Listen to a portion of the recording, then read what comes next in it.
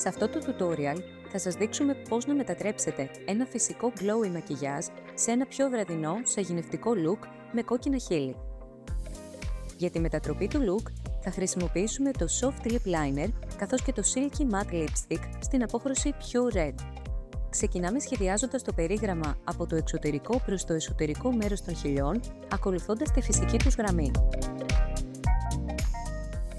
Μην ανησυχείτε αν το περίγραμμα δεν είναι απόλυτα ακριβές στις εσωτερικές γωνίες.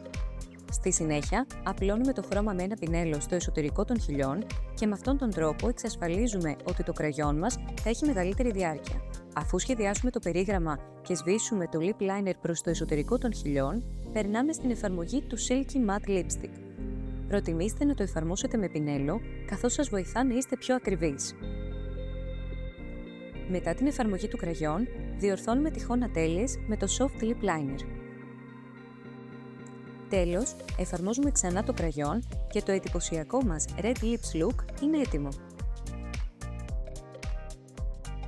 Το καλύτερο με τη συγκεκριμένη απόχρωση είναι ότι ταιριάζει πραγματικά σε κάθε τόνο δέρματος.